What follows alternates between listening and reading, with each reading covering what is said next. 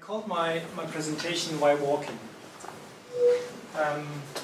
Why walking? Why not taking the car or the buses? We have cars and buses. Why don't we do that? Or why don't we take Google Earth? You could see everything from above. It's so easy. Why do we walk? This is my question, and as I already said, I did some research on that. So what I want to do is start today with answering the question, who is walking? Because there are different groups of people who are walking. And then, why are they walking? And after that, I would like to make a break so that we can have a first discussion. I think it's better to have several opportunities to discuss certain topics.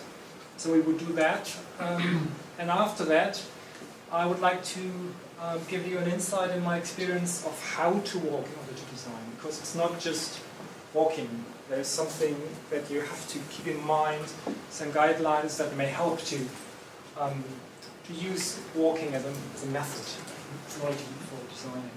And after that, finally, I brought an example from a project that we did in our office that involved walking, so that you might maybe see to which extent and how walking can be part of a very usual design project in consultancies like Schultz. And after that, we have another possibility to reflect on what I brought and, for example, what you experienced during your urban safaris. So I think there should be plenty of interesting questions that we can raise in the two reflections.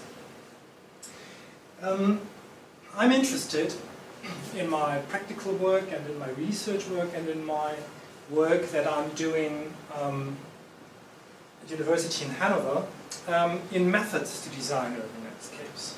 So I made the experience that Bruno Latour, a French philosopher, is quite right when he says a bad experiment is not one that fails, but one from which the researcher has drawn no lesson that will help to prepare the next experiment. So all the methods we are talking about when it comes to design are experimental. And I think this is very important. They have to be, because design is nothing you can only calculate. You always have to have your figures right, you always have to know what it's all about, but you also have to work with your intuition, and you have to try things out. So designing and experimenting are very close. And I think I try to show now that walking is experimental too. So picture this. My trail leads me through a cornfield, passes a residential area and the wind turbine, heading towards the giant floodplain. The air is filled with the scent of the nearby chicken grill. I can hear the airplanes on their way to the big city. I'm walking a large-scale landscape. I'm walking the whole day, drawing images and inventing experiments. How can that be design? First, it's interesting to see I'm not the only strange person who's walking. For example, Turner Prize winning artist Richard Long, he is walking a lot. This is his Cotopaxi circle, a ring made out of stones rearranged in a rocky plain. Long made this sculpture and many, many more while walking. The movement of the walk passes into his movement of making these sculptures. Or take this map. The geomorphologist Sven Lucas, who teaches and researches at Queen Mary University in London, drew it while walking. He walks out to find how glaciers grew. Walking helps Lucas to capture the complexity of the landscape and its genesis. And this walks sometimes take weeks. So he will take day after day, weeks to explore landscape and then to draw this map that helps his scientific community to understand what his research is about. And even some landscape architects have discovered the benefits of walking of their work. This is from the team of folk landscape architects, and it's called Shape of a Walk. This is the walk, and they try to visualize how the different landscapes they experienced on the walk follow after one another. The team of folks walks in order to perceive atmospheres, to understand processes of landscape, and to structure and to find ideas. And Alice Foxley, who wrote this book, Distance and Engagement, and who worked for Vogt and walked for Vogt, said, someone who moves automatically connects places. And I think Franziska told you already about famous Lucius Burckhardt and astrology and the Situationists and other artists. This is an example of a tour from Boris Sieverts, an artist that works with walking a lot. He guides groups through urban landscapes, picking the unbeaten paths, as you can see here. So, why are all these people walking? I wanted to find out why so many people walk in order to understand landscapes, and if walking can become a defined method of large-scale landscape design. So during my research, I walked the Swiss Alps, the Scottish Highlands, parts of Patagonia, in Chile, and in large cities like Berlin and London. I experimented with walking.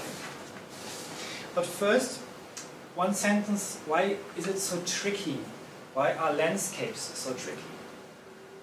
If you look at this landscape, you can see landscape is fluid. It is permanently altered by our perception and by the things we do. So how can we identify such a complex process of transformation, but not only we, but in a team with other scientists with different backgrounds and other relevant stakeholders?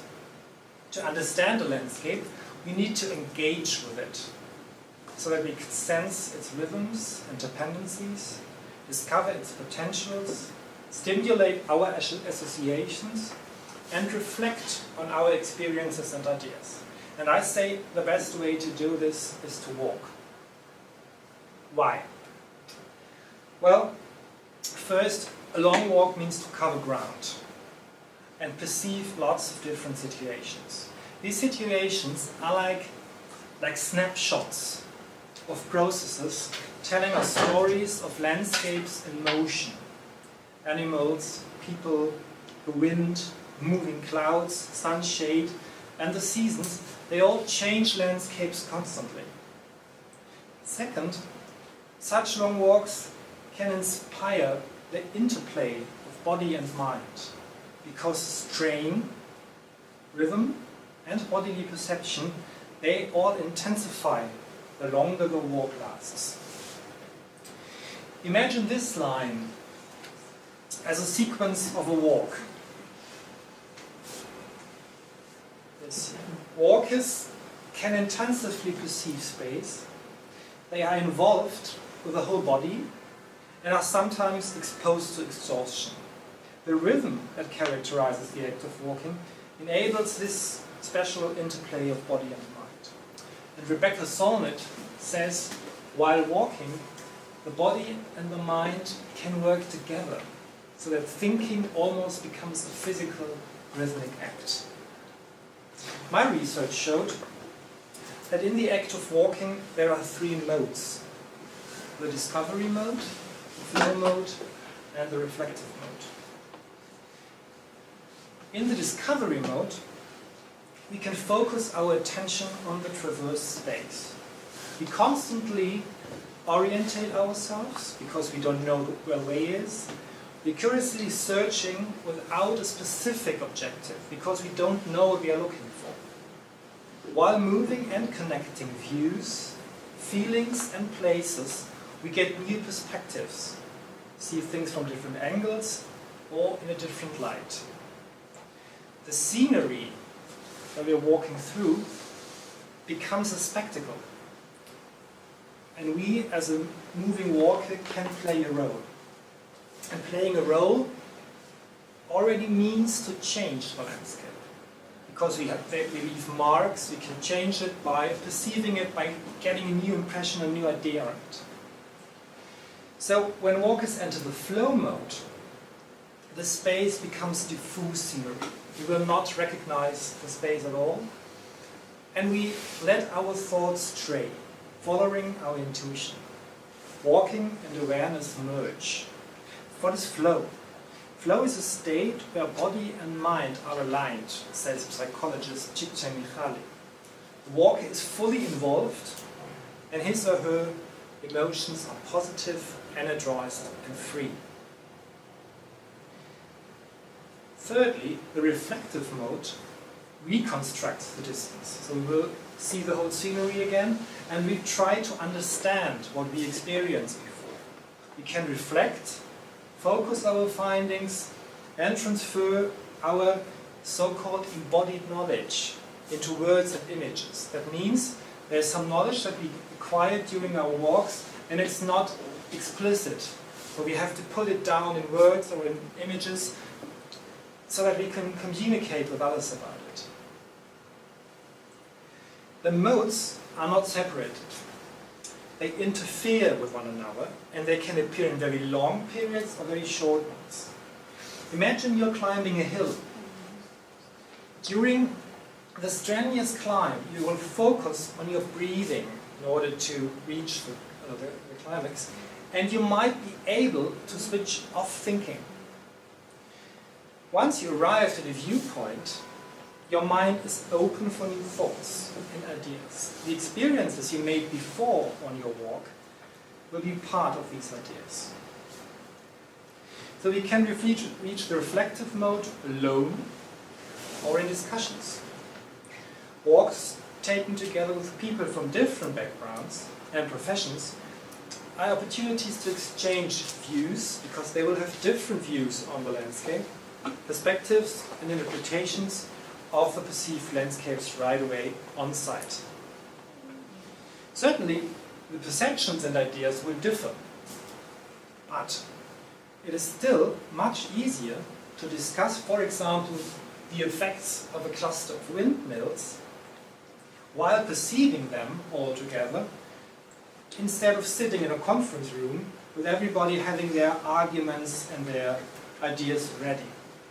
So walking together can help to find common points of reference. You can, after you did a walk and you discuss something, you can go back in memory and you can say, do you remember the situation where we were standing there and discussing this? And so this makes it very concrete. So let me summarize and try to explain this complicated picture to you, the core of my research. The simple act of walking, symbolized here, integrates engagement, so being part of the landscape, flow, and flow means encouraging your intuition, and reflection. This is here the reflective mode, which supports bringing order in your thoughts, so giving orientation. And therefore, it stimulates the complex process of large-scale landscape design. Because designers of large-scale landscapes, they want all these three things. Occasionally, first of all, they want to engage with the landscape to discover its potentials, because they cannot do a design if they do not know the landscape with all these different situations they encounter. And secondly, they want their thoughts to stray and to experience flow in order to stimulate associations, bring them back to different memories they have, and being creative. Then thirdly, they want to reflect on their experiences and ideas in order to understand and to be able to communicate them. So I would say walking and designing are best friends. They belong to each other, and they can be very fruitful together. Before I tell my experiences how to walk, I would like to open up a first discussion, and I'm quite interested if there's anything in what I told you right now that feels familiar to you, Have you ever come across this in a design process or when you did your urban safaris? Is there something that reminded you, maybe on a walk you did on your own in your leisure time? So questions and yeah, maybe some ideas on that right now.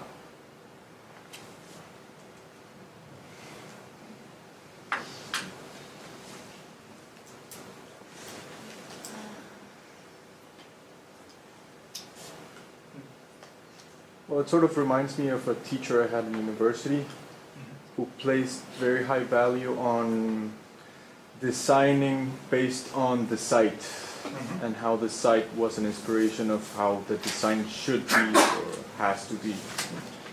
And the inspiration from the site, you get it basically from visiting the site. So this would be the philosophy behind that, absolutely.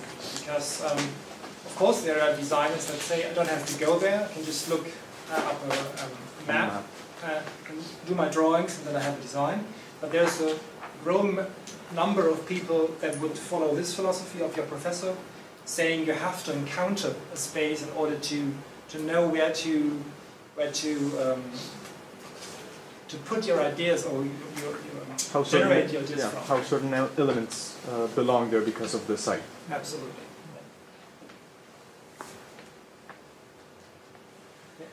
I think the flow mode, and we all experience in the urban safaris. I can remember from the second urban safari, I was really discussing with Dina and Mohammed about life and blah blah blah and where we come from, and I don't even remember a lot of the second urban safari just because we were just chatting all the time, so I can tell the path from the first safari and from the third safari, but from the second there are gaps. I'm not sure if we can say we can add something for me like comparative mode, or it's under reflection. When you compare the place where you are with places you know, or places in your hometown or in your cities, or you've seen them before, even like in other travels, but like for me, I feel like I'm comparing what I'm seeing with what I know, and how it's different here, and how it's like how in the other place it could be better or could be worse. Or so I'm not sure if we can put it under the reflective mode as well, or it's a mode alone. It's always interesting to invent new ones. So I'm doing the same, just comparing different situations. And I always would put it on the reflective mode, but well, feel free to invent new ones. I mean, yeah. Can we look to the topic from another side, like from the useful of open spaces and green areas in the city? If we want to know what's the benefits of this, to design these open spaces and green areas, one of the main benefits that to have a good mood and to walk through the green areas. I'm not sure if I got your question right. Yeah, like we can look to the topic from another view, from the open space benefits. Yes, definitely.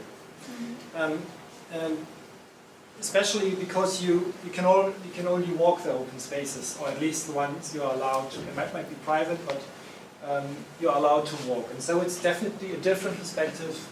And sometimes it might be very interesting to dare to cross a private area as well, because well, in most of the cities it might be forbidden officially, but well, it would be possible, and sometimes it's very interesting to find your way through all these fences and private areas to discover what this is all about.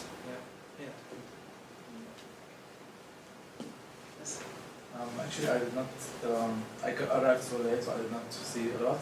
I somehow think this is a really interesting way of approaching landscape design, because in this case, landscape design is not really somehow a fixed product that you have to do. Somehow you give more importance on the communication with the space and how we perceive it, and it's somehow also we see it as something changing and not something that's really fixed. I think this is really interesting. And I think this is very important because, for example, in my consultancy, we do a lot of projects for municipalities. But that wouldn't mean that we're doing design and giving this to the mayor or to somebody, and he would say, well, let's build it. He would have to involve different sorts of stakeholders, investors that would give the money for that, but also landowners, the civil society that is always interested in Germany in discussing, Stuttgart 21, so they will always want to be part of it. So all these different people must be a part of this process. And if you work together with them, we did it in several projects, it does not mean that they are all absolutely down the same alley and say, well, this is what we do. But they at least have got a common sense of what we are talking about. For example, we have a project in the north of Mannheim, which is a city not very far from here. They have different areas, conversion areas. Franziska, what is the right name for that? Conversions, military conversion. Can you say that?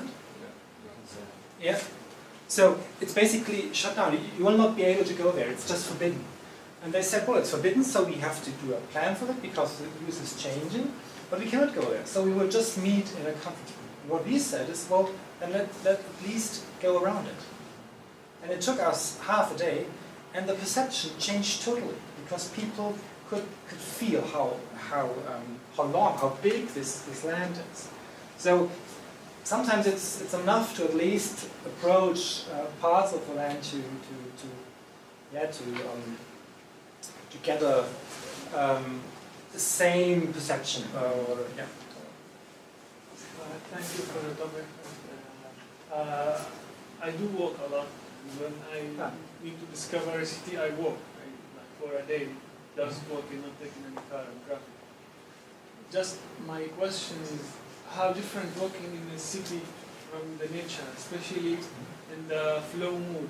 I mean, in the nature, I believe that, as I understood, you can get to the flow mood in a way. But in the city, you have too many variables and too many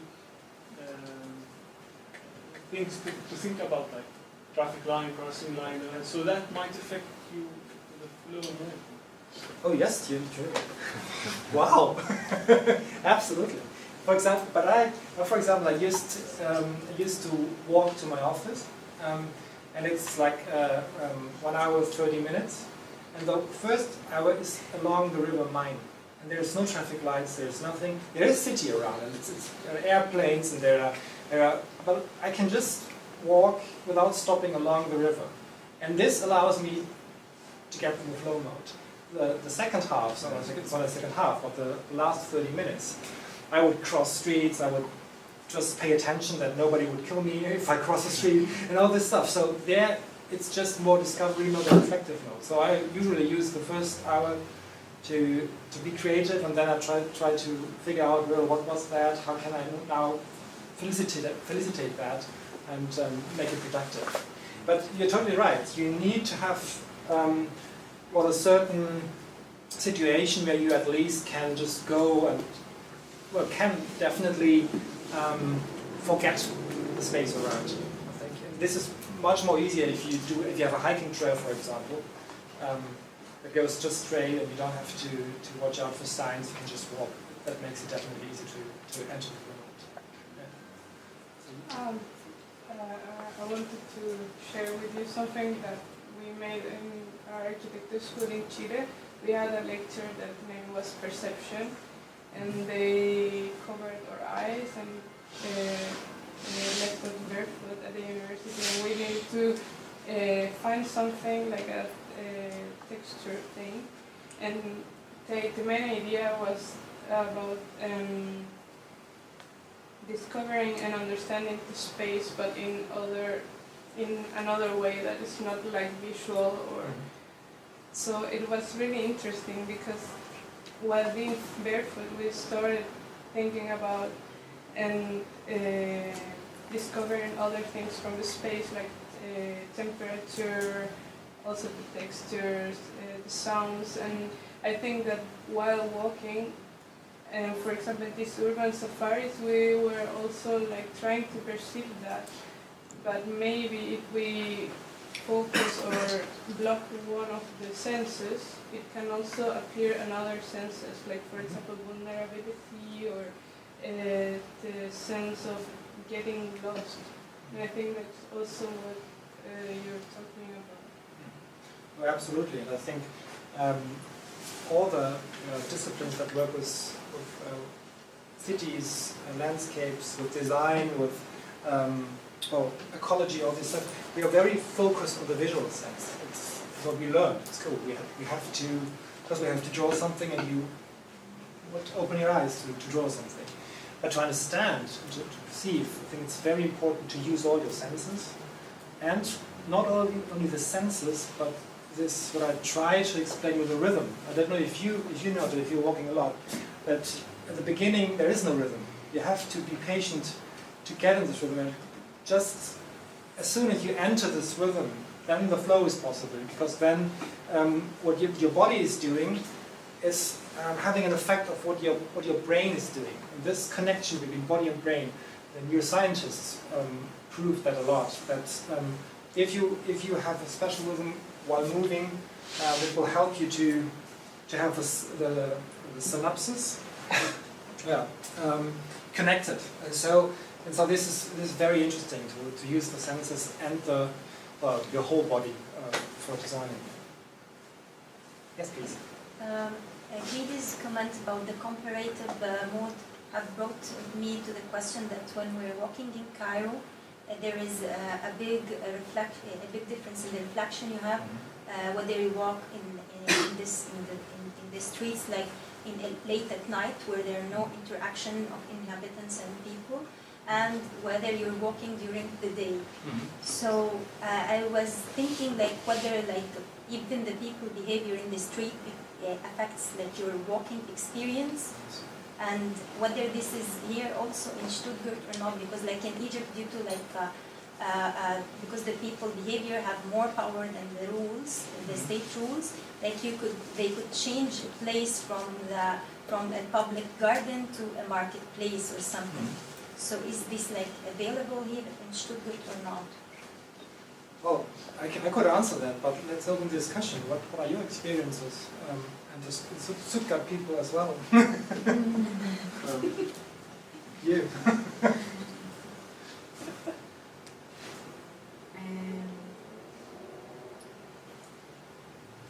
I mean, there are some spaces where the perception is more focused on people who are moving around you. But I would say that it is more at night, when you're walking home alone. But during daytime, I don't know. For me, I mean, if you're talking about behavior or perception that changes with the behavior of people, for me, you can take Charlottenplatz, because you can walk in any day of the week and there's nothing, and then Saturday you have the flea market, for example. And the same thing with Königstrasse also, because I mean, for me, I don't really look at the shops or the people. I'm just looking at actually the guys who are playing music or doing random stuff. So it's also the same case. Maybe I would like to somehow refer to the Cairo experience, because I enjoyed some walks in Cairo and I actively used actually walks to interact. For me as a stranger, it was always difficult alone to interact, but being part of a walk, I mean also being part of a certain group, walking and having this as part of the program, it's really opened up totally different experiences, spatial but also social. When I look at Stuttgart, maybe it's different. I mean, this intensity of social interaction, I don't think it's there to that extent, but if I look at this compared to Berlin, people are much more ready to interact spontaneously than on the street while walking or strolling, but compared to Berlin. So I would say, it's also part of the mentality of the place you're in, especially in the urban context. maybe in the rural it's even entirely different. This is a very important point, because when we did a project in the periphery of Hamburg, and we walked through certain areas, and this was it wasn't a gated community, but it was definitely there were only the people who lived there, and they discovered me as a stranger. And I was strange because I was walking there, because I didn't have a house there, so I didn't belong there, and they made me feel that this is strange. And then I left this area of private houses. There was this very nice landscape area, and there it was totally normal to walk, because people would go with their children and their dogs, and they would go there maybe for an afternoon walk. And there I was totally part of the whole setting, and it felt really normal to walk there. So it's definitely a question of which part of the city we are walking, and I think it's also a question of safety, because I used to live in London, and not in the very rich parts, I would say, and it was when it got dark in winter, after a certain time you would just change your way looking at people. You would just look straight and not in people's eyes. In the morning, it would be totally normal to look at people and to interact in a special way. So there are probably parts of the city and times of the day or the year where you would walk differently and would maybe feel differently when you're walking. I think this is very, very interesting.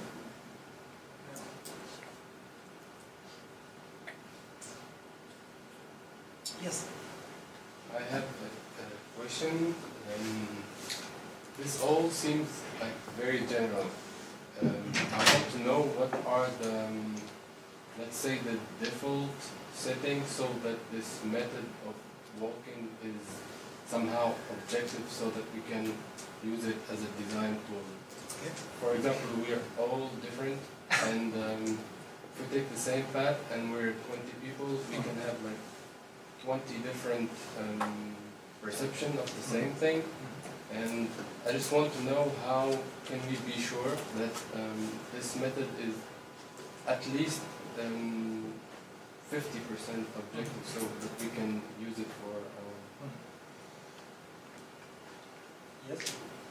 Well, I think I will answer the question right now, but maybe it gets clearer if I show the example afterwards. But there is a problem when you design, that you have to deal with a certain uncertainty. Because what you have to do is you have to get your figures right, so you have to know everything about the area. How many people are there? Are they working there, or are they commuting somewhere else? What is the soil? What is all these stuff you have to know. This is the objective one. But if you do a design, and if you, for example, have a competition, and there are several offices that will hand in designs. I was, for example, part of the jury sometimes, discussing which design we should choose. And you normally would not choose the right design. You would choose a good one. Yeah. And this is the interesting thing, because there is no right or wrong. Most of the very good practices in Germany, for example, they would all hand in right designs. They would all fit in a way. But you would choose the one that is good in a way, that it fits very, very perfectly to that. And this is, in a way, subjective. Because every design, you cannot say this design is wrong, this design is right, but the way how you argue it, how you tell the story, how a landscape, how a city could change by adding, for example, a special form of housing, a special open space, the connection between elements. This is what convinces somebody to choose a design and to maybe build it. So the objective part is to have the figures right, so that you would not build a house on an area that is flooded all the time. So this would be right or wrong. but the design, so what you really would suggest in terms of proportions, in terms of density, in terms of mixture of uses, all this would be, in a way, not provable right or wrong. Because the package you're doing with design is always mixed with all the different aspects I was just mentioning.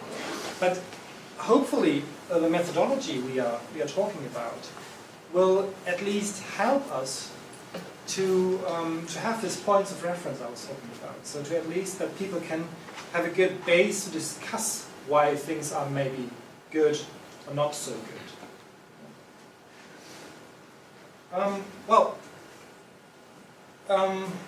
Maybe I should just add the second part of the input, and then we can have another discussion. Is that all right? Okay, cool. So, how to walk was the question. And I think you already got these little guidelines in a handout that Franziska gave you. But I think we should go through them, and maybe I can explain what's behind it. Because when experimenting with walking, it's first of all very interesting that we say there are no strict rules. This is another interesting point. So I would not say you have to follow these rules, because Sven Lukas, the geomorphologist I was talking about, he has his own rules that are specially designed for his goal to reconstruct the glacier growth and to find these maps and to design these maps. So it is rather a guideline, a set of guidelines that might help somebody who wants to start learning and practicing this methodology to do that. But it's not that I would say these. If you do not follow these rules, you would definitely not be able to use walking as a method. So it's rather something that should help. And the first guideline would say walk at least one day. And why that? Well, it's supposed to be strenuous. It's not that it's strenuous, but we can't do something against it. No, it's part of the game. It's part of involving your body in proceeding. So the journey is supposed to be strenuous. And once you have studied the map, you probably will do that before. Although I heard you are not doing that before, studying your map. Would you just walk? Wow, that's cool. I do that sometimes, but most of the time I would have a look first at the map, not to decide exactly which way to take, but to just get an idea of the area. Maybe that I say, oh, there's a river, and I could have that as an orientation point or so. But if you did that, you should then avoid sticking to it. So not at every corner you look at your map, where am I now, should I go there, should I go there, because this sucks up a lot of attention. You should not look at your map, but on the landscape or the city, and you should maybe be able to have the flow and not to look at the map. So this is a very important point. It might be interesting to use a compass, because if you know I have to go south to be at the point where I meet the group, it's very easy to use a compass and then just do that. What you could do, and it's very important to experiment with different forms of walking. So, sorry, I have the wrong pen here. Yeah, you should try to, as I said before, to leave the beaten path. So not walk only the big streets, but maybe jump off a fence and go the unbeaten path. And what you could try, especially if you walk out of a landscape, you could just walk a straight line. This is, for example, what Richard Long is doing a lot when he crosses parts of Great Britain, because there are no fences, and he would say, well, I just walk a straight line for half a day or so, and then I will do my sculptures. So this might help your creativity to unfold. It's also very important that at least a part of your journey is done alone. So you should not always be in discussions with your friends. it's sometimes very, very interesting, very useful for the method, but there should be some elements where you walk on your own, because then you can really concentrate on the landscape and on your thoughts. So try to do that, start a conversation with people you encounter on your way. This is very important, but don't talk too much to your colleagues, because then you will not be able to focus on the landscape. Then, number 5, try to become part of the landscape and observe the place with all its scents, its flavors, views and textures. If you find something that triggers your attention, look at it, examine it, and if possible and if it's allowed, just take it for a while, because this might be the starting point for a very good idea for the area. And this is maybe again to your question with the objective thing. This can't be objective. It's just you will find something, and this will make it creative, and you will get an idea. Okay, if I use this as a starting point, I can have a very interesting approach to a new design. That's one way to do it. Take as few photos as possible. We all, as we said, we are all very focused on the visual sense, and we love to take photos. I love too. But if we want to experiment with walking, we should limitate that on maybe 10, maybe 5 per day, because then we have enough time to be there and to be in the situation and to perceive it. You should draw and write only the most important things that come to your mind. And this number 7 is quite practical. If you walk, especially if you walk uphill, you will know that if you breathe through your nose, and not like this, it's very important for your rhythm. So you should just do that in order to make it up the hill. So to find a rhythm that suits you. And the important thing is, the most important thing I think, there is no pressure at all. So if I have a new project in my office, I know there is a time scale, and I have to deliver this and that and that and that, and I know it's very tight, and this is all I have to do. But I know if I really want to discover the potential and really a good design, I have to find the beginning of a project, the time where I try to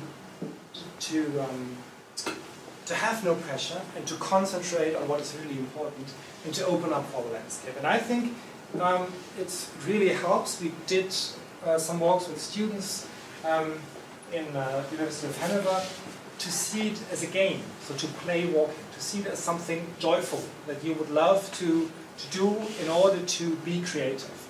And then it will be productive. And then after that you can really do your time schedules and find your way.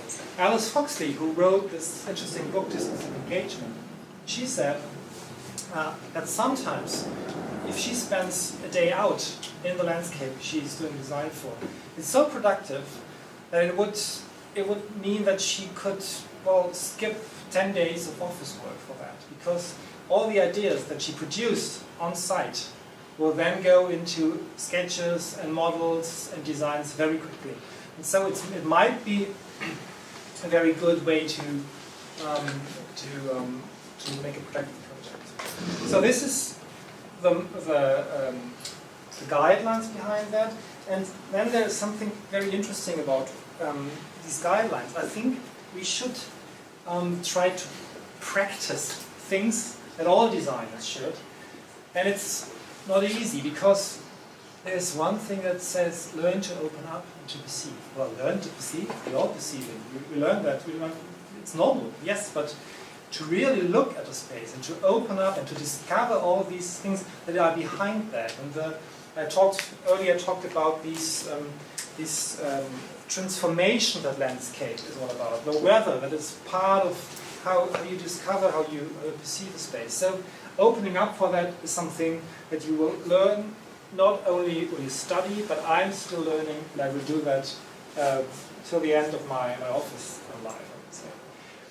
and then allow this flow modes to appear. I'm very happy that you know what the flow mode is, because there were other audiences where it was, what's that? It sounds very strange. Yeah? And so, in order to let that appear, you have to avoid constant reflection. That means you have to reflect it afterwards, but during your walks, it's very important not to ask the question, what am I doing here?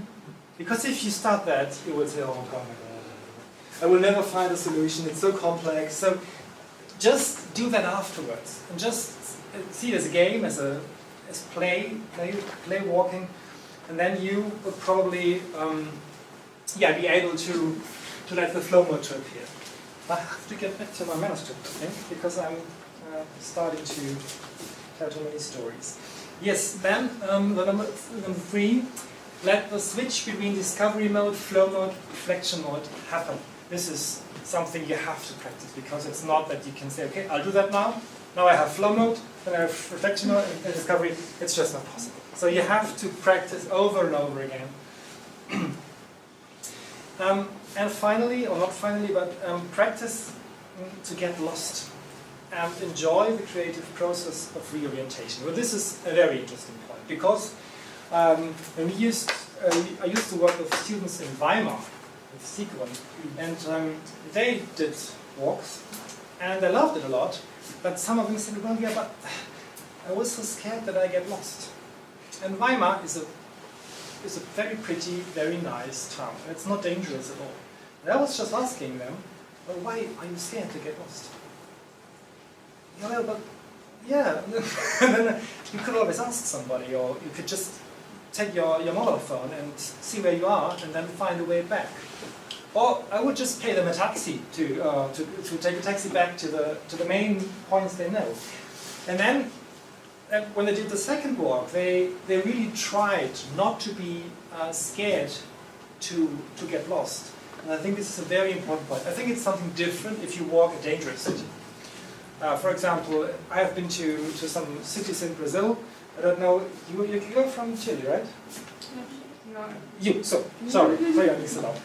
So Chile was pretty safe in my perception, but in Brazil, I would not walk there at night time through all the parts of the city. But if it's safe, and you can, I would say Stuttgart in daytime is safe, then there is nothing bad about getting lost. It can be very interesting, because you can really encounter things you wouldn't encounter if you just go the tourist paths or the main roads. And then, a very important point as well, rehearse to transfer your first ideas into designs. Because this is a very, very crucial point, that if you would have a good idea, well, it's there and then it's gone. So the point is to put it down in a good sketch, in a very, very fast, simple sketch, or some nice poem.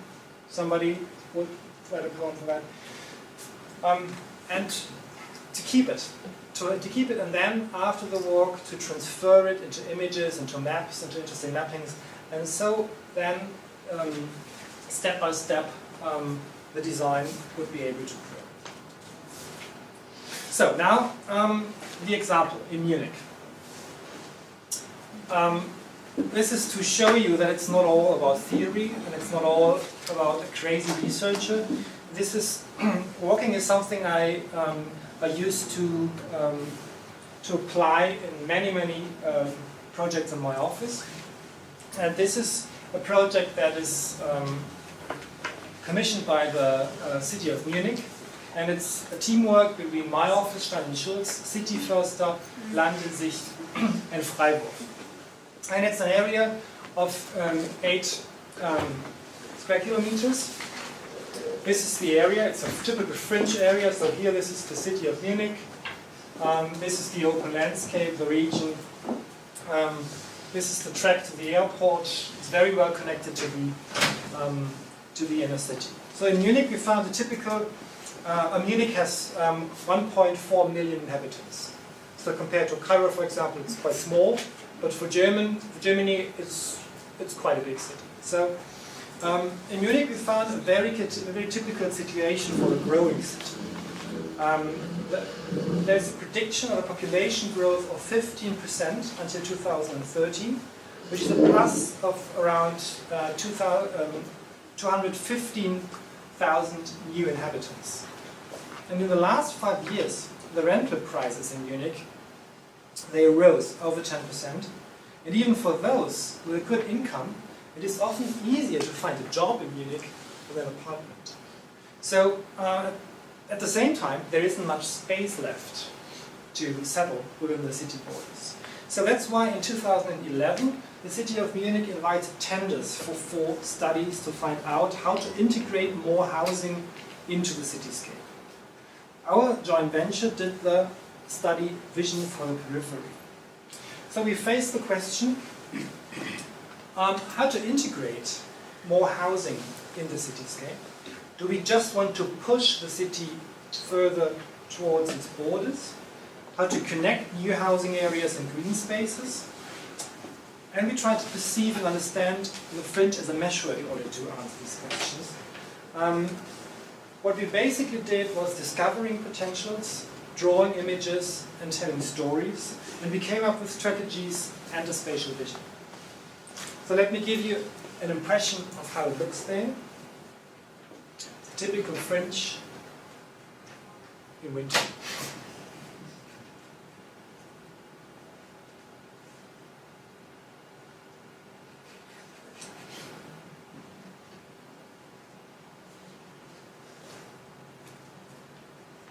So, with all these challenges at hand, we decided to use the method of walking.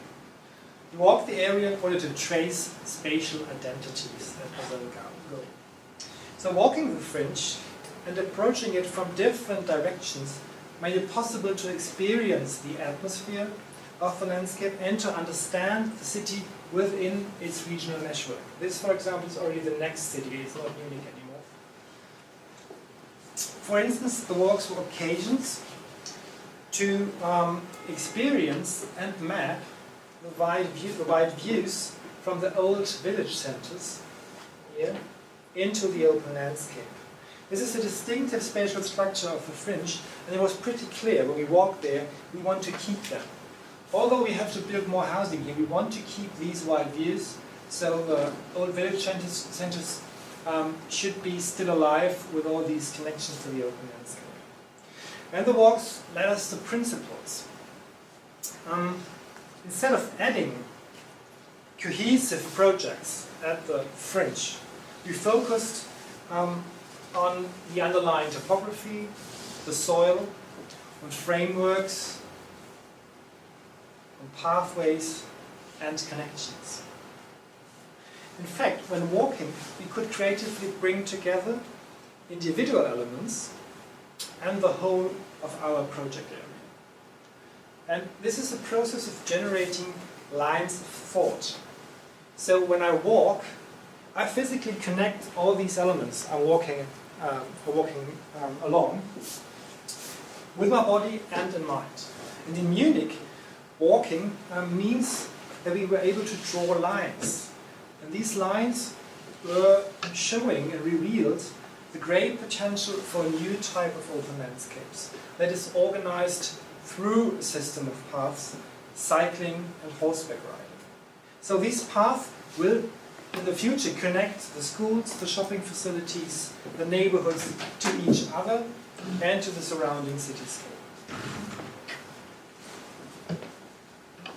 This spatial vision that we produced is an integrated perspective for the future development that tries to highlight spatial qualities and various connections to the area around it and to the city. So this is the surrounding, this is the city. So parts of these spatial visions are so-called types of city fringes. So we make a typology. Neighborhoods in dense gardenland, living in open woodland, destinations in wild waterland, experiments in wetland. For example, these neighborhoods here, they build on the potential of the existing community gardens that were there and the remaining small agricultural plots. The new public infrastructures, the housing and the new gardens, they will be added, but the old village centers will stay alive, and they will attract visitors, provide accommodation, and places to have a beer with a view on the landscape. Around the Hörgraben, this little creek here, we have a large open landscapes with leisure facilities. So this is also an important ecological zone for the French.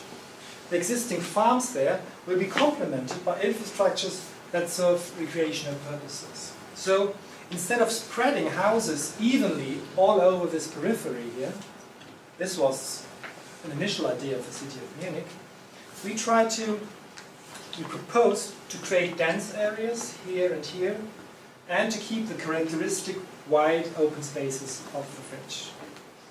So then we went into detailed designs based on that. We also designed strategies, but I think in the end it's very important to say, how did walking help us for these designs?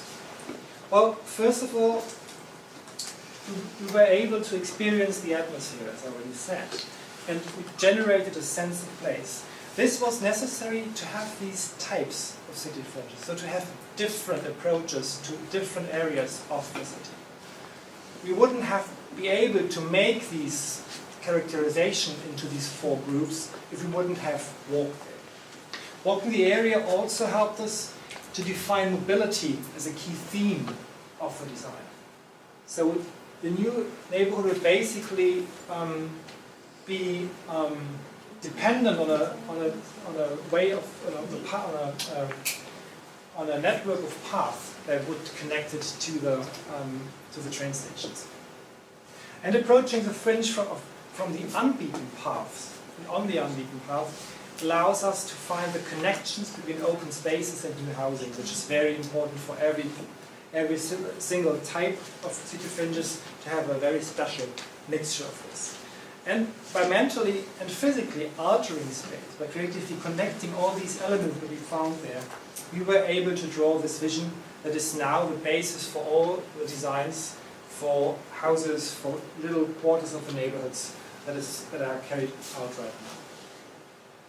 Okay, so this was the example for our office, and we have now the second row of questions.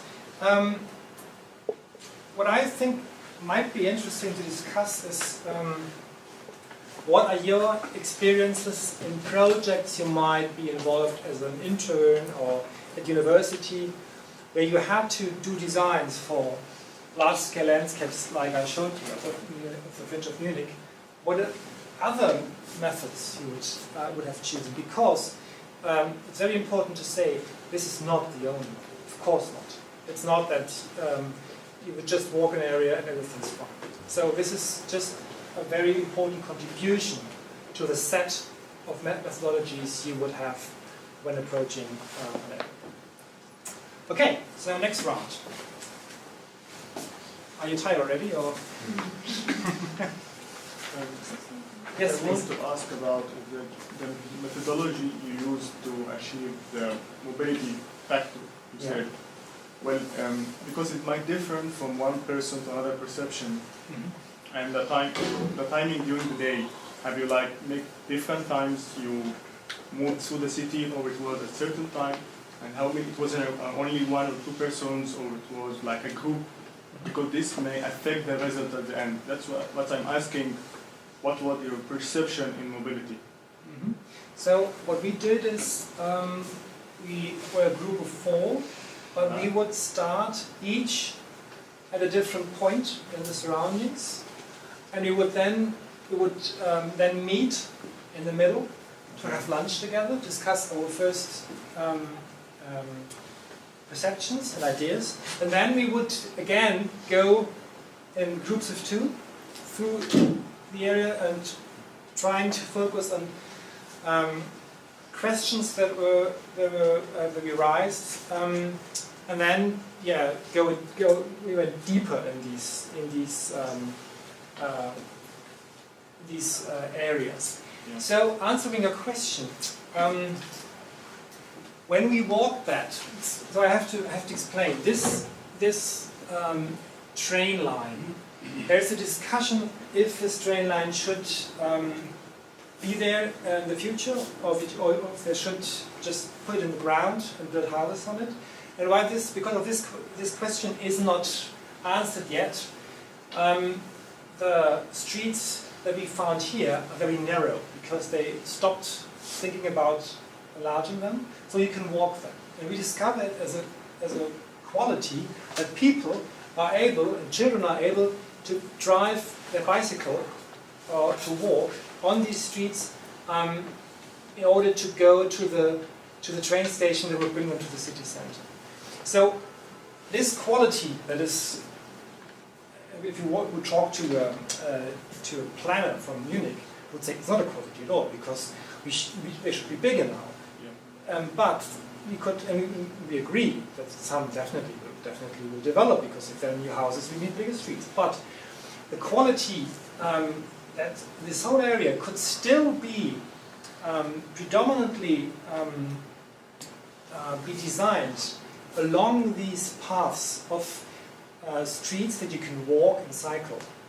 This is what we discovered by walking. So the theme of mobility would definitely come from these walks. And then, of course, there is this, now the facts are, there again, Munich tries to be a green city, and they want to foster and to help people to move from one place to another by bicycle or by foot, and not by car. So they would have a very good system of train stations, and they would try to make it very easy to access these stations. So there was the knowledge of that Munich is trying to do that, and a special case where you should showcase how this whole city development could be an integrated one that is focusing on this topic. Is that answering your question? Yeah. Okay. It's a very long answer, sorry. Yes? I want to share something that I have learned from the lectures, that sometimes we take the city for granted, or we take the walk for granted. So like when I compare our journey from like Interturkheim, when our dorm is, to the university of today's walk, to the walk we had at the first day, I could see like in the first day I was focusing more on the process, on the walking itself and our reflections of the space, how to walk, how to reach to the U-Bahn and stuff. But like today, like I just like walk it just to reach the destination, which is the place I'm coming. And it's especially if you would just see it as a way to get from one place to another. As a landscape architect, you would still, if you practice this, to use it as a productive, creative way. Some do use that when they take the train, for example, as well. Some say it's very nice for me to take the train and to look out of a window, and then my ideas would start to flow. So it's definitely not only the walking that helps you to do that, but it's still using your way you would do anyway to think about aspects of landscape. So I did designs for, I think, all the public and open spaces along my way to work, because I just couldn't stop doing it by walking there and making up my mind and developing ideas of how this would look like if you change that, and if you talk to these people, and maybe change the this way into a longer or a smaller or whatever path. So it's nice to combine the practical aspect of it with the creative one. Yeah.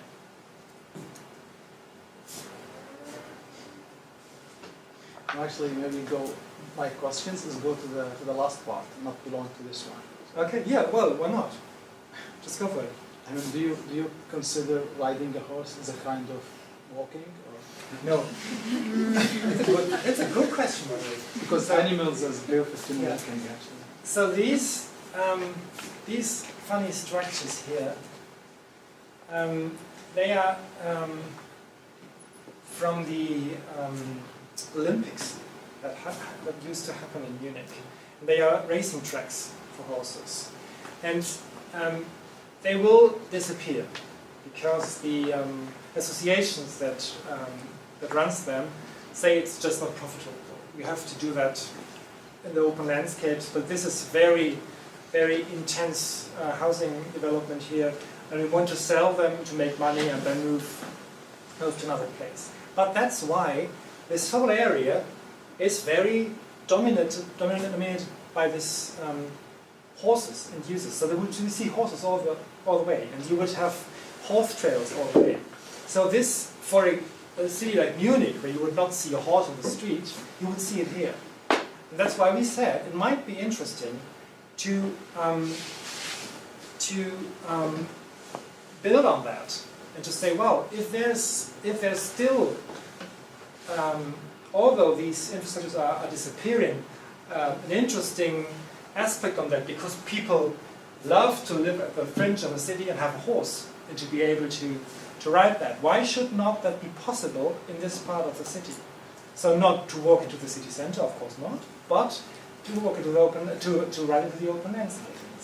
So it was just an idea to say, well, it's rooted there. It's rooted in the history of this place that there would be horses all the time. Why not trying to make this path not only a very good path for walkers and cyclists, but also for horseback riding? So that's the background to this. No, this is the only project we are dealing with that, because normally in a big city you wouldn't do. You're not looking satisfied with this answer. No, I'm just to share this with the others, because I'm originally consider myself as a nomadic person. Yeah. So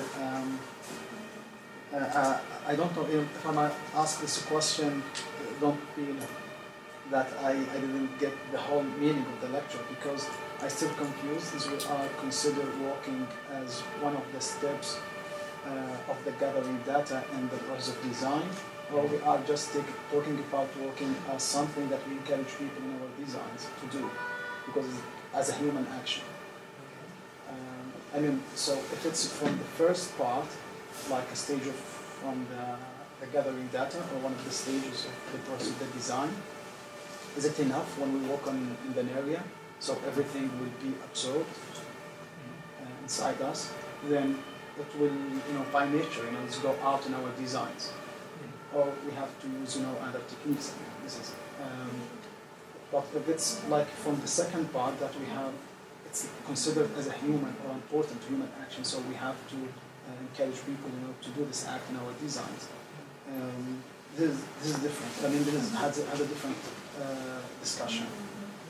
Since we are as a small people who want to try to walk and how this process get developed, to reach the size of the body as something that enforces us to don't walk or something, because sometimes our bodies become like a challenge.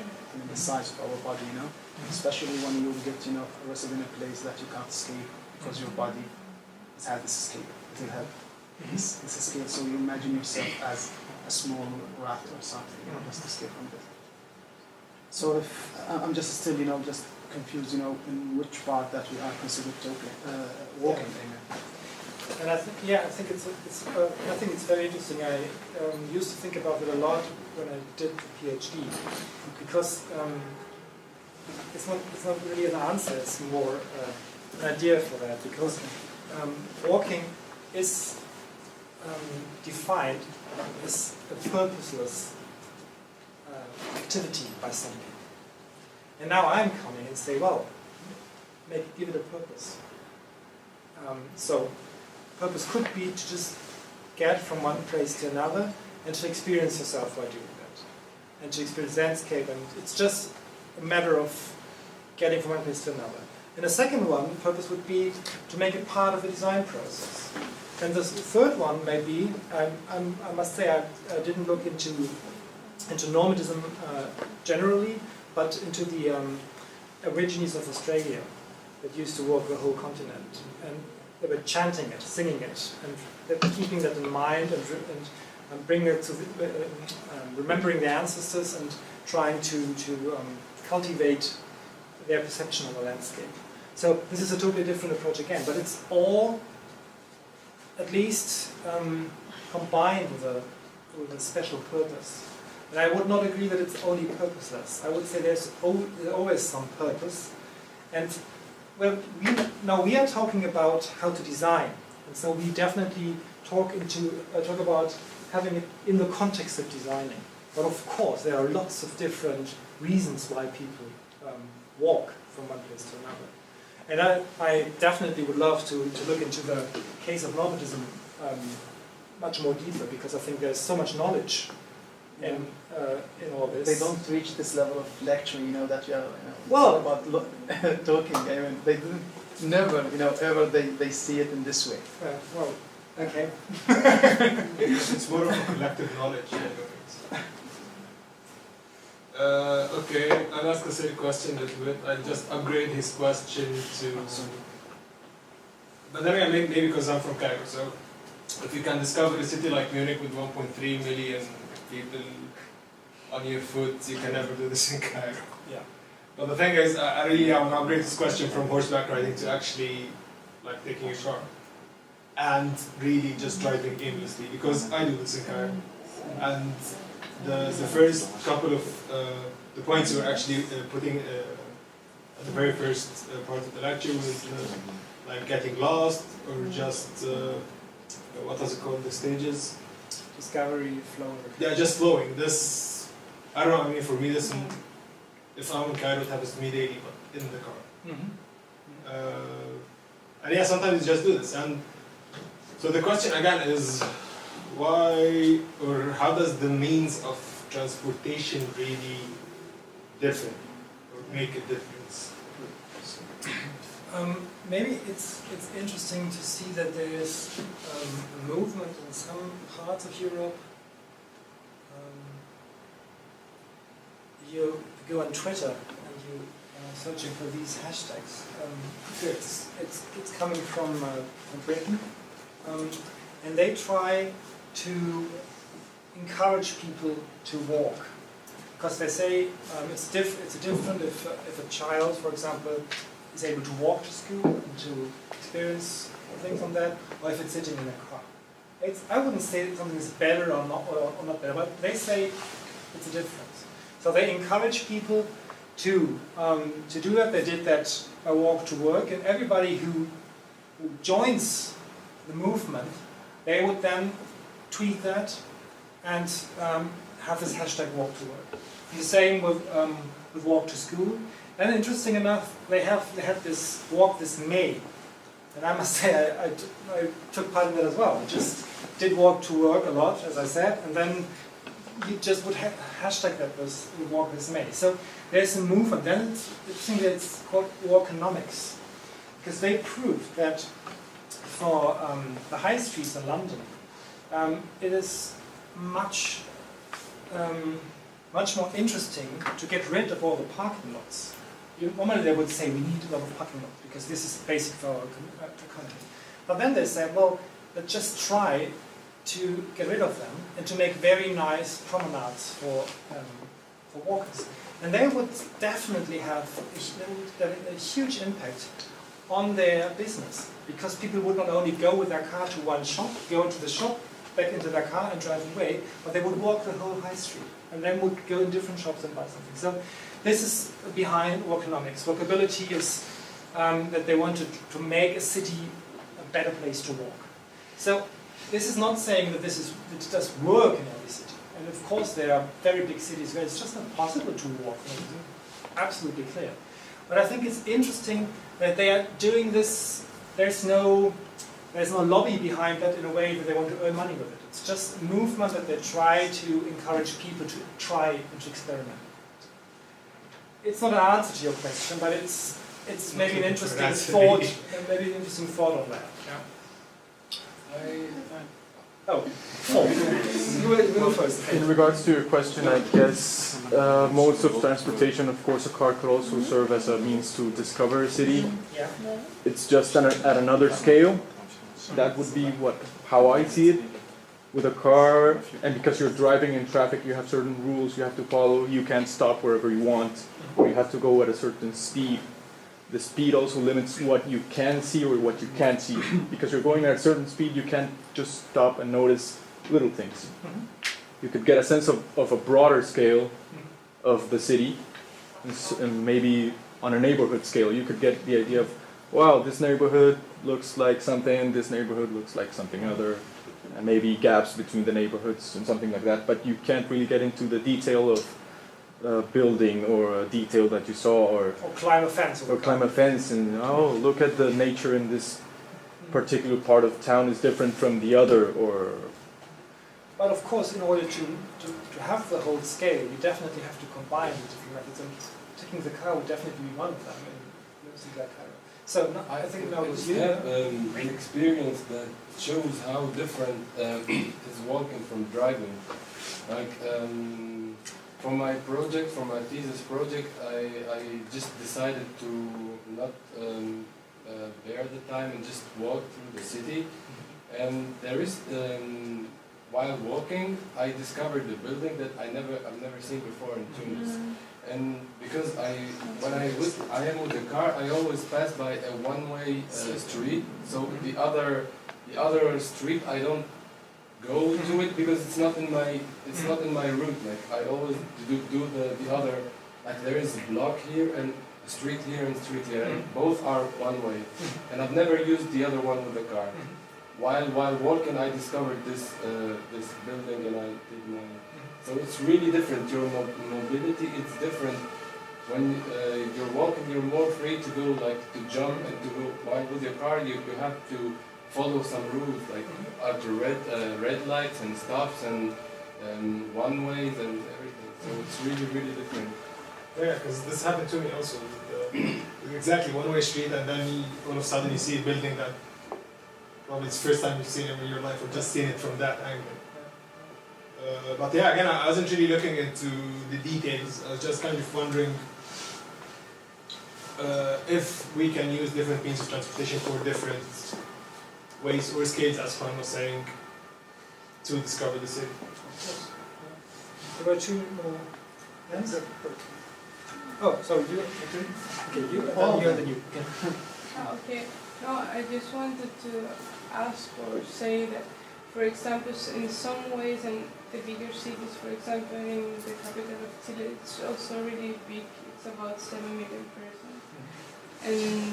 And in some parts, or in these main roads that are really, really big, when you want to cross from one side to the other side, it's almost impossible. And I think that that situation, to think about the scale of the car, you also lose the scale of the people.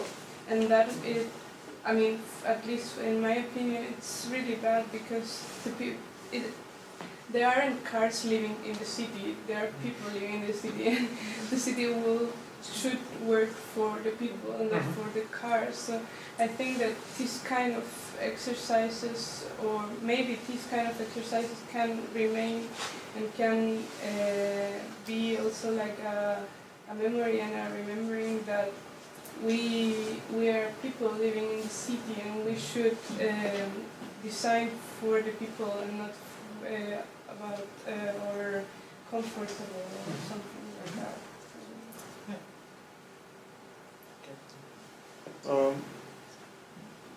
It's a remark and also a reply to Tamer. What I think is that there's always a fine line between architecture and art or other methods that are considered subjective, let's say. So once crossing this line, it's almost always result a good.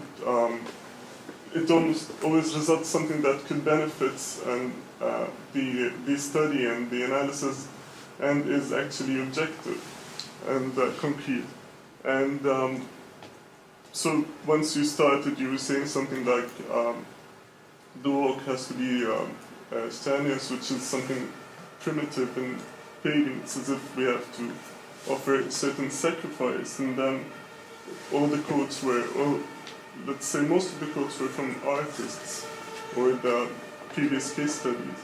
And then there's lines like learn to open up, which is also benefits the same thing. So once these alternative methods, let's say, applied to the analysis, it actually contributed to the site analysis and resulted something that shifted, let's say, the design, and was actually beneficial. So it's just the fact that you can be open-minded enough to explore beyond what's already offered. About the cars, I come from Jordan. The capital, Amman, is 100% optimized to serve cars. You cannot walk, you cannot drive a bike. You can only the only mean of commuting is cars. And you can almost always miss all the details as the municipality has certain routes, or the elevation has to be white stone, or that. So it's just always the same. You commute from one point to the other using those streets. And a lot of details, for instance, once there was a 5-star hotel that wanted to build a building on one of the streets. They said, please just pay attention to the front elevation, as the other elevations won't matter, they're not on this main street. Once the building was done, the back elevation was actually visible from 3 mountains in Amman, which is really ugly, but again, it doesn't matter because no one would notice it anyway. Which hotel? Millennium. So cars, again, when a city is optimized for cars for a certain speed that doesn't allow you to explore beyond, you're going 80 kilometers per hour, and there's no way you're going to notice those small details. So definitely, there's, I think we have a tradition in the history, and some cities of Germany as well, where they try to do that. And well, now at least they rethink it, if this is the right way. It always depends on the scale of the city, but I can just say that from Beijing, where they now try to get rid of the traffic jams, and they rethink orientation of the car as the first priority. And maybe there is not the solution for this problem, but we should definitely rethink if the city should be walkable, at least in the parts where people live, I think. Okay, I'd like to add my point of view to this walkability. My point of view is that the walkability or the mobility is affected by, for me, by the transportation grid or transportation system in the city. That's what I realized when I came to Stuttgart. Going back to the point of enjoy being lost. Actually, in Stuttgart, you can enjoy being lost because at any place you can find the U-Bahn, the S-Bahn. So you are not afraid that you can go back home at any time. You will definitely will find a public transportation who will get you back. But for me, in Cairo, this is quite different, because if you got lost, you might not be enjoying because you're in trouble. Because you're in trouble. That's exactly, no one will take you home. So you might be very careful because you don't have that good transportation system, public transportation system. So I think at last that walkability is affected. One of the main important factors is the transportation system, and that's my point of view. Yeah, first, no, it's fine. It's one question. I want to add something not only if it's walkable or not, also the social concept of walking, sometimes it's influenced, because one day I was telling in a master thesis, the walking is one way to reduce the CO2 influence and something, but the answer was, what's the solution? I said to make walkable ways more than cars, because the city is not so big, and why we use the car every time. The answer was from the professor, are you realistic about walking? Who will let his car at home and go walking for half an hour to bring stuff from market maybe? So I think also the concept can be... Oh, yes, absolutely. And I think it's very interesting to see that in some European cities it's totally changing, because the car was always a symbol of wealth and of status. So, for example, the city of Zurich, only 30% of the inhabitants would have a car. And this is definitely related to the policy they did, because they got rid of lots of parking places, they improved the transport system and make the city more walkable. I wouldn't say it's the only solution, it's very small. But it's just interesting that people now invest their money in very cool bikes. They have this super expensive bikes, and you can see popping up all these bike boutiques where they then say, well, this is my bike, look who I am, now I have a bike. It wouldn't be possible 20 years ago. Then you would have a car to show your wealth and your lifestyle. And this is different now. So maybe there can be a change, definitely depending on culture, depending on the background, on politics, but it's interesting to just realize that there are changes all over as a designer. I'm just asking, from your experience, is there any cities that you consider them it's not walkable because the weather? The weather? Yeah. Please. I wanted to add to this point, because for the last 2 years I was working on green buildings for UAE, for Emirates, and as you know, the weather there is like intolerable for 5, 6, 7 months, even during the year, where maybe you can walk only during December, January. So, and I was always thinking about this point, because for them, they are making bicycle parking in the new buildings, like all the new buildings in Abu Dhabi, should have bicycle parking, and they emphasize a lot on the walkways. And in fact, they made like 2 types of walkways, primary pedestrian walkways and secondary one. And secondary one are the normal one that exist everywhere, but the primary one, like each building should have primary walkways for around the building in a radius of 500 meters to main spots like pharmacy, school, university, mall, hospital. Like you have to have 5 main spots around this building, and this building should be linked to these spots through primary pedestrian walkways. And definitely they have certain standards for them. And each building should follow these rules. So they are turning a city which is really hot, where the temperature gets 50 during summer, and where it's really intolerable to walk even during the night because you have very hot wind. They are turning into a walkable city by providing shaded pedestrian. That's what I mean by primary pedestrian walkways. They are shaded, and there are like as well standards for the shading, and I will not go into these details. And as well, there are other secondary, like pedestrian walkways that link maybe a community to another community, which they consider already you cannot walk, but they are anyway encouraging walking inside each community they are building. And these rules are like, they are applying them since 2011. So like, their plan is for 2030, so by 2030, they will have a lot of places to walk or to go around, and yeah. Would the shading be built structures or trees or what? It could be both, but you have certain standards. You have to fill them. Like I remember, trees was acceptable as shading, but you have to say like according to the type of the trees, and you know in Abu Dhabi not all the trees can grow there.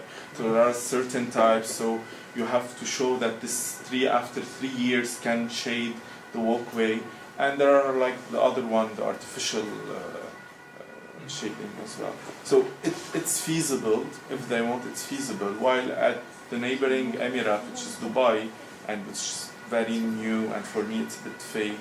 There is none of these. Let's say measurements or like they are applying there. While in Abu Dhabi, which is the capital, they are applying all these standards, and that's a requirement. But that shows how difficult it obviously is. I mean, my question was like 2 parts, depending on your answer, if yes or not. I didn't answer this way. So yeah. so you just right. the trick, yeah. Right. I'm just not traveled enough, I think. That's the No, point. Because in the for your research, cities I I know, yeah. it was rather a question of safety at night time than a question of weather.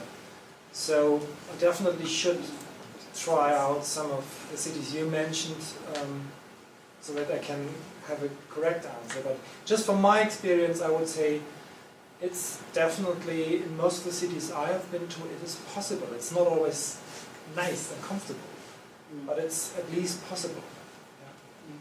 So the second part was, in such a cities, when it's a little bit difficult, is it worth to design expensive paths for walking?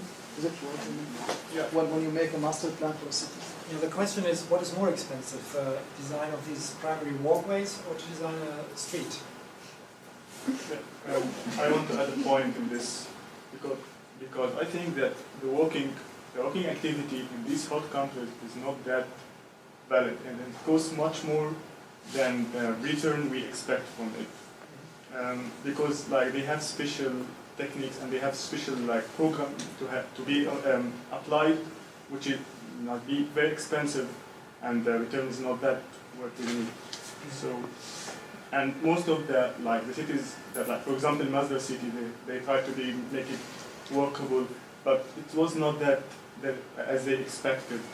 So I think that most of the examples that were made in the Gulf countries to turn the cities into a workable city were not that successful. This from me. Yeah, I guess it's just not the problem of the weather or fixing the weather by shading or trees or whatever. It's also the culture of the people itself. The people there are not used to the concept of walking. They prefer taking cars. It's more luxurious and it's more comfortable. So even if the pathways were shaded, they won't use it. They don't have this culture. But because you have right, what you're saying about the locals is correct, but you have to take into consideration that in this country there are more than 40, 50, or even in Dubai there's 90% who are not locals. Some of them are coming from countries that are really poor, that they can't afford to buy a car and to drive it, and they need to walk. And I guess the responsibility of the municipality, of the urban planning council, of the government, or whoever is responsible, is to provide walkways that are shaded and that are when we talk about green building, urban planning council, the main, or when we are designing a city, I guess the main aim is the comfort of the person himself, or of the people who are living. So you have to take into consideration that it's not all about the Gulf people who have, let's say, a lot of money, as it's they are well known, but it's about as well the people who are living. You have the workers who are living during the construction, let's say, how they're gonna move, how they're gonna go, how they're gonna live. So the standards take into consideration all these. And this will encourage they them. do it for No, the Dubai, I don't know. I did never work in Dubai, but I never seen it as in well. Abu Dhabi, in Abu Dhabi, yeah. They do it for these workers. Yeah, they do it. Okay, they are good people.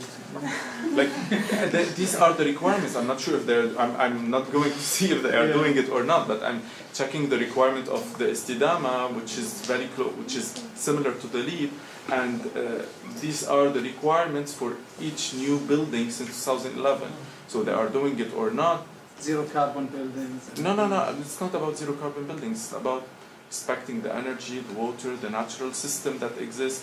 Even though we're talking about very, very few plants, or that they have no value for ecology, for the ecologist people, but still they are taking into consideration everything. And maybe because I'm not defending them. I'm just copying what I word. I think an interesting question would be, if I have to design a growing city, can I do it in a way that it's still possible to walk the city? Or do I destroy, by building very huge streets, the walkability of it? And I know cities that were walkable, and they grew, and then they were not walkable anymore. So this is the question, can I avoid that? It obviously depends on the cultural background and on the preferences of people living there, definitely. You should never treat cities around the globe the same, definitely not. You should always look what is the specifics, that's what we are talking about here when designing. But when having the task to design a city and to develop a new transport system, you should always think if you implement one, will it kill the other ones? Or is it possible to have an integrated system? And I would say you should always build the streets, definitely, but you should always have a public transport, and you should always have a walkable city, and I think it's possible. Always depending on how the weather is and if it's possible, if it's needed, but the amount of flexibility you could have by doing the city layout differs very much. And I think you should tend to try to be as flexible as possible to adapt the city to the inhabitants, to the climate aspect of it. So this is a very it's not a clear point. Be for that or be for that. Integrated systems are always more complicated, but I think it's a reason why they're successful. So you need to walk in the city to know whether it helps. You need to walk in the city to see if you can design a walkable city. You need to first to experience. Or even to correct something. If the city has developed hostilities towards those who use it, I mean, it's a good tool also to see what maybe has changed, what can be changed again. I think it's good to have it as a correction. Yeah. Maybe I've been to last year to a conference in Munich. It's called Walk 21, and some of the presentations were focused on the roadkill in some parts of Africa. And they say the fact that the city, in the open landscape, the streets are growing, and people are used to walk to their work. They would walk on the streets because there are no sideways or anything, and would be killed. And the graph goes like this. So this is a very simple question of if I improve a road by designing it, by making it bigger, shouldn't it be just normal to add a sideway, a safe sideway, so that people can still walk the path they used to walk before they built the street. So I think these are the simple answers to. It's really, I think, related to the systems or to the regions, because walking is a human act. So if you respect humans, it's fine. If you don't, so it will not exist. Okay. Okay. Thank you. Any more questions? Well, I think I'm quite amazed by the discussion. Thank you very much for your contribution.